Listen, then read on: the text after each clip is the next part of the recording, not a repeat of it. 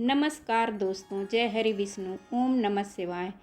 स्वागत है आप सभी का हमारे चैनल पर। दोस्तों, आज मैं आप लोगों के समक्ष बृहस्पतिवार व्रत कथा लेकर उपस्थित हुई हूँ।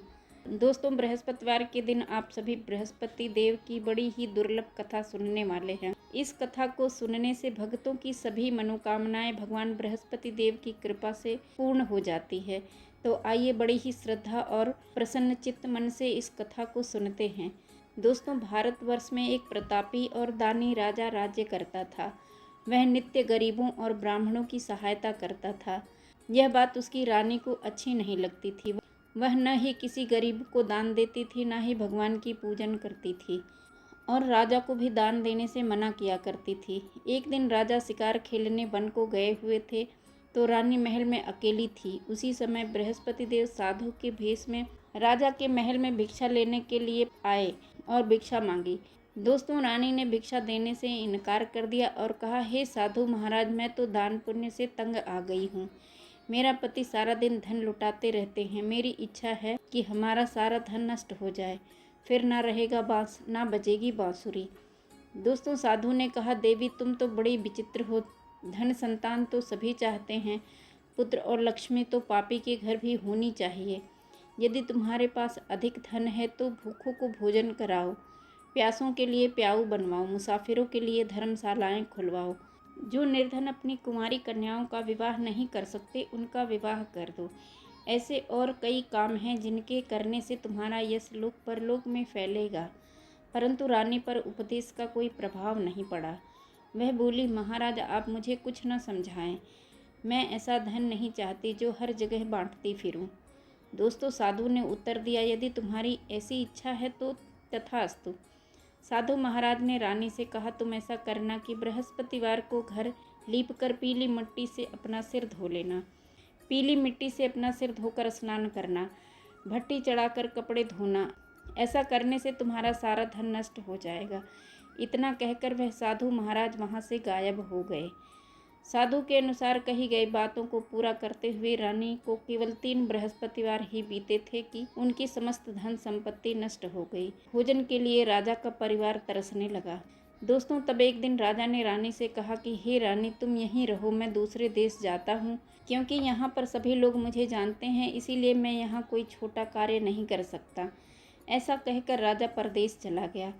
वहाँ पर राजा जंगल से लकड़ी काट लाता और शहर में बेचता। इस तरह वह अपना जीवन व्यतीत करने लगा। इधर राजा के परदेश जाते ही रानी और दासी दुखी रहने लगी। एक बार जब रानी और दासी को 7 दिन तक बिना भोजन के रहना पड़ा तो रानी ने अपनी दासी से कहा, हे दासी, पास के ही नगर में मेरी बहन रहती है, वह बड़ी धनवान है। तू उसके पास जा और कुछ ले आ, ताकि थोड़ी बहुत गुजर बसर हो जाए।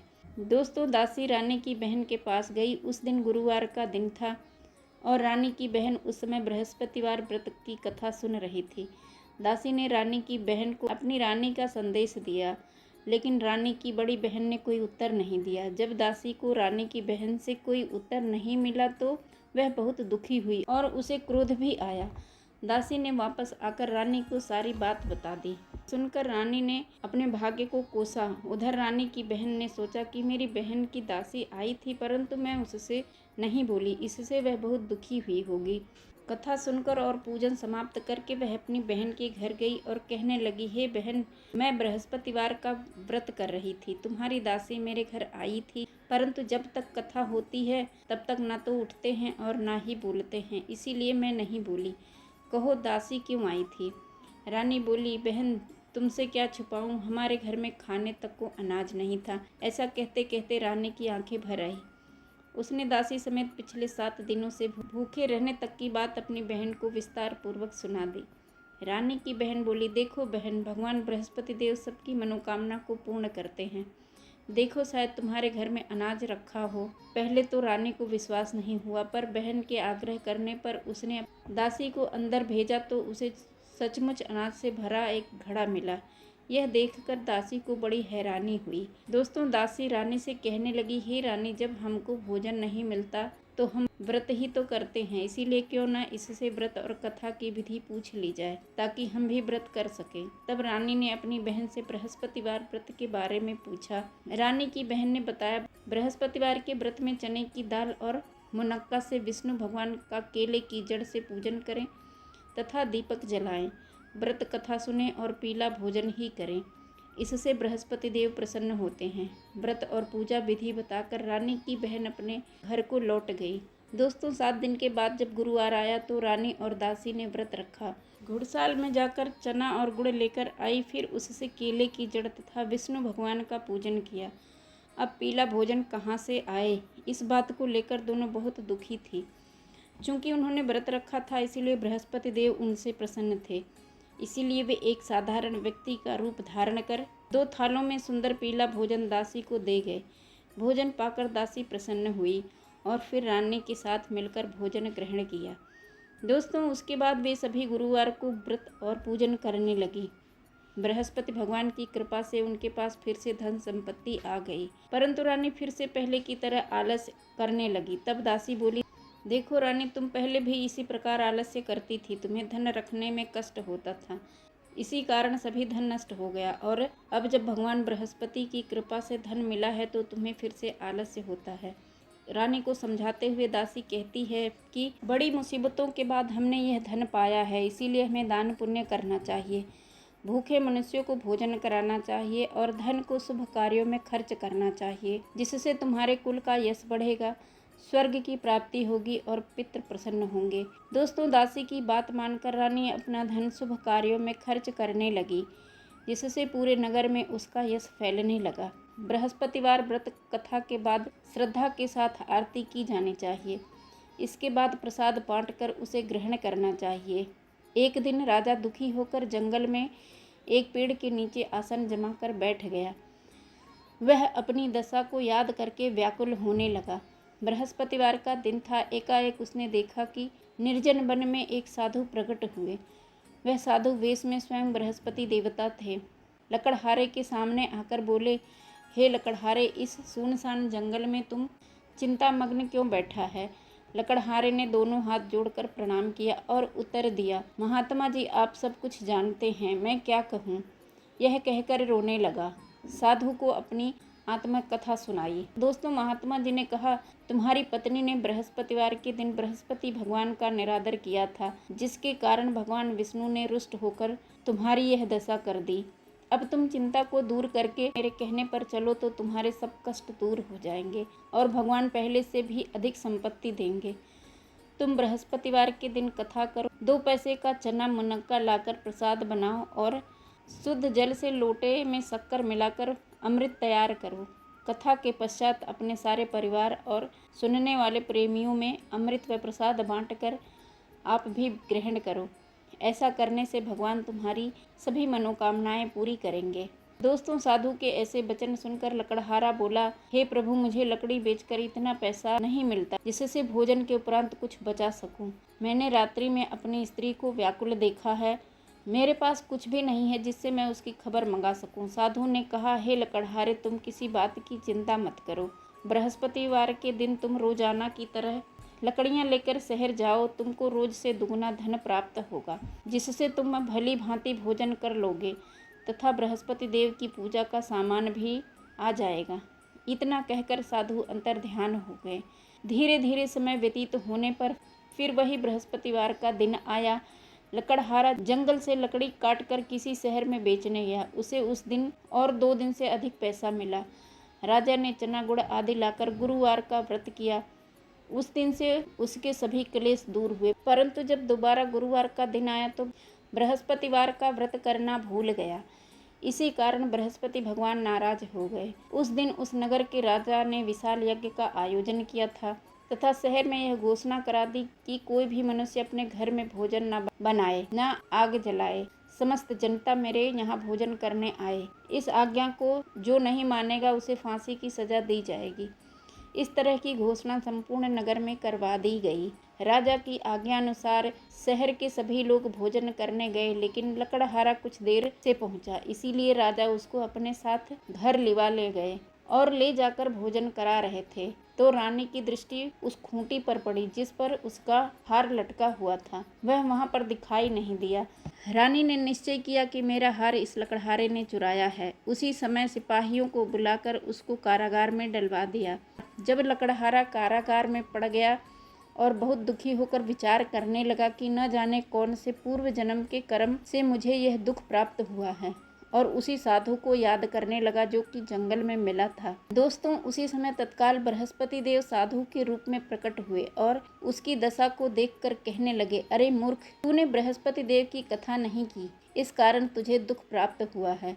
अब चिंता मत कर, बृहस्पतिवार के दिन कारागार के दरवाजे पर 4 पैसे पड़े मिलेंगे, उनसे तुम बृहस्पति देव की पूजा करना, तेरे सभी कष्ट दूर हो जाएंगे। दोस्तों, बृहस्पतिवार के दिन उसे 4 पैसे मिले। लकड़हारे ने कथा कही। उसी रात्रि को बृहस्पति देव ने उस नगर के राजा को स्वप्न में कहा, हे राजा, तुमने जिस आदमी को कारागार में बंद किया है वह निर्दोष है, वह राजा है, उसे छोड़ देना। रानी का हार उसी खूंटी पर लटका है, अगर तू ऐसा नहीं करेगा तो मैं तेरे राज्य को नष्ट कर दूंगा। इस तरह रात्रि के स्वप्न को देखकर राजा प्रातः काल उठा और खूंटी पर हार देखकर लकड़हारे को बुलाकर क्षमा मांगी तथा लकड़हारे को योग्य सुंदर वस्त्र आभूषण देकर विदा कर दिया। बृहस्पति देव की आज्ञानुसार लकड़हारा अपने नगर को चल दिया। राजा जब अपने नगर के निकट पहुंचा तो उसे बड़ा आश्चर्य हुआ। नगर में पहले से अधिक बाग, तालाब, कुएं तथा बहुत सी धर्मशालाएं, मंदिर आदि बन गई थी। राजा ने पूछा, यह किसका बाग है, धर्मशाला है? तब नगर के सब लोग कहने लगे, यह सब रानी और बांदी के हैं। तो राजा को आश्चर्य हुआ और गुस्सा भी आया। दोस्तों, जब रानी ने यह खबर सुनी कि राजा आ रहे हैं तो उन्होंने बांदी से कहा कि हे दासी, देख राजा हमको कितनी बुरी हालत में छोड़कर गए थे, हमारी ऐसी हालत देखकर वह लौट न जाएं, इसीलिए तू दरवाजे पर खड़ी हो जा। आज्ञा अनुसार दासी दरवाजे पर खड़ी हो गई। राजा आए तो उन्हें अपने साथ लिवा लाई। तब राजा ने क्रोध करके अपनी रानी से पूछा कि यह धन तुम्हें कैसे प्राप्त हुआ। दोस्तों, तब उन्होंने कहा, हमें यह सब धन बृहस्पति देव के व्रत के प्रभाव से प्राप्त हुआ है। राजा ने निश्चय किया कि 7 दिन बाद तो सभी बृहस्पति देव का पूजन करेंगे। मैं प्रतिदिन दिन में 3 बार कहानी तथा व्रत किया करूँगा। अब हर समय राजा के दुपट्टे में चने की दाल बंधी रहती तथा दिन में 3 बार कहानी कहता। एक दिन राजा ने विचार किया कि चलो अपनी बहन के यहाँ हो आए। इस तरह निश्चय कर राजा घोड़े पर सवार होकर अपनी बहन के यहाँ जाने लगा। मार्ग में उसने देखा कि कुछ आदमी एक मुर्दे को लिए जा रहे हैं। उन्हें रोककर राजा कहने लगा, अरे भाइयों, मेरे बृहस्पति देव की कथा सुन लो। वे बोले, लो, हमारा तो आदमी मर गया है, इसको अपनी कथा की पड़ी है। परंतु कुछ आदमी बोले, अच्छा कहो, हम तुम्हारी कथा भी सुनेंगे। राजा ने दाल निकाली और जब कथा आरंभ की, कथा आधी हुई कि मुर्दा हिलने लग गया, और जब कथा समाप्त हो गई तो राम राम कहकर मनुष्य उठकर खड़ा हो गया। दोस्तों, आगे मार्ग में उसे एक किसान खेत में हल चलाता मिला। राजा ने उसे देखा और उससे बोला, अरे भैया, तुम मेरी बृहस्पतिवार की कथा सुन लो। किसान बोला, जब तक मैं तेरी कथा सुनूंगा तब तक 4 हरैया जोत लूंगा, जा अपनी कथा किसी और को सुनाना। इस तरह राजा आगे चलने लगा। राजा को हटते ही बैल पछाड़ खाकर गिर गए तथा किसान के पेट में बड़ी जोर से दर्द होने लगा।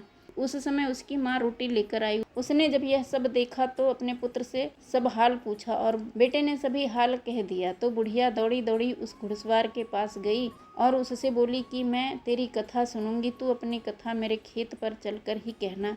राजा ने बुढ़िया के खेत पर जाकर कथा कही, जिसके सुनते ही वह बैल उठ खड़े हुए तथा किसान के पेट का दर्द भी बंद हो गया।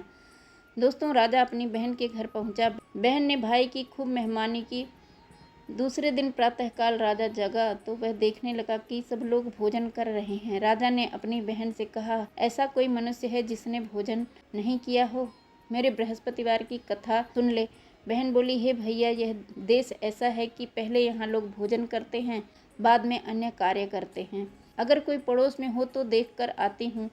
वह ऐसा कहकर देखने चली गई, परंतु उसे कोई ऐसा व्यक्ति नहीं मिला जिसने भोजन ना किया हो। अतः वह एक कुम्हार के घर गई जिसका लड़का बीमार था। उसे मालूम हुआ कि उसके यहाँ 3 दिन से किसी ने भोजन नहीं किया है। रानी ने अपने भाई की कथा सुनने के लिए कुम्हार से कहा तो वह तैयार हो गया। राजा ने जाकर बृहस्पतिवार की कथा कही, जिसको सुनकर उसका लड़का ठीक हो गया। अब तो राजा की प्रशंसा होने लगी। दोस्तों, एक दिन राजा ने अपनी बहन से कहा कि हे बहन, हम अपने घर को जाएंगे, तुम भी तैयार हो जाओ। राजा की बहन ने अपनी सास से कहा। सास ने कहा, हाँ चली जा, परंतु अपने लड़कों को मत ले जाना, क्योंकि तेरे भाई के कोई औलाद नहीं है। बहन ने अपने भैया से कहा कि हे भैया, मैं तो चलूंगी, पर कोई बालक नहीं जाएगा। राजा बोला, जब कोई बालक नहीं चलेगा तो तुम ही क्या करोगी। बड़े दुखी मन से राजा अपने नगर को लौट आया। राजा ने अपनी रानी से कहा, हम निर्वंशी राजा हैं, हमारा मुंह देखने का धर्म नहीं है और कुछ भोजन आदि नहीं किया। रानी बोली, हे स्वामी, बृहस्पति देव ने हमें सब कुछ दिया है, वह हमें औलाद भी अवश्य देंगे। उसी रात को बृहस्पति देव ने राजा के स्वप्न में कहा, हे राजा, उठ, सभी सोच त्याग दे, तेरी रानी गर्भ से है। राजा को यह बात सुनकर बड़ी खुशी हुई। दोस्तों, 9वें महीने में रानी के गर्भ से एक सुंदर पुत्र पैदा हुआ। तब राजा बोला, हे रानी, स्त्री बिना भोजन के रह सकती है, पर बिना कहे नहीं रह सकती। जब मेरी बहन आवे तुम उससे कुछ मत कहना। रानी ने सुनकर हाँ कर दी। जब राजा की बहन ने यह शुभ समाचार सुना तो वह बहुत खुश हुई तथा बधाई लेकर अपने भाई के यहाँ आई। तभी रानी ने कहा, घोड़ा चढ़कर तो नहीं आई, गधा चढ़ी आई। राजा की बहन बोली, भाभी, मैं इस प्रकार ना कहती तो तुम्हें औलाद कैसे मिलती। बृहस्पति देव ऐसे ही हैं, जैसी जिसके मन की कामनाएं हैं सभी को पूर्ण करते हैं। जो सद्भावना पूर्वक बृहस्पतिवार का व्रत करता है एवं कथा पढ़ता है अथवा सुनता है, दूसरों को सुनाता है, बृहस्पति देव उसकी सभी मनोकामना पूर्ण करते हैं। भगवान बृहस्पति देव उसकी सदैव रक्षा करते हैं। संसार में जो मनुष्य सद्भावना से भगवान की पूजन व्रत सच्चे हृदय से करते हैं तो उनकी सभी मनोकामनाएं पूर्ण करते हैं। जैसी सच्ची भावना से रानी और राजा ने उनकी कथा का गुणगान किया तो उनकी सभी इच्छाएं बृहस्पति देव जी ने पूर्ण की थी। इसीलिए पूर्ण कथा सुनने के बाद प्रसाद लेकर जाना चाहिए। हृदय से उसका मनन करते हुए जयकारा बोलना चाहिए। बोलो बृहस्पति देव की जय, भगवान विष्णु की जय। दोस्तों, अगर वीडियो पसंद आई हो तो लाइक करें, चैनल को सब्सक्राइब जरूर करें। धन्यवाद दोस्तों। जय हरि विष्णु। ओम नमः शिवाय।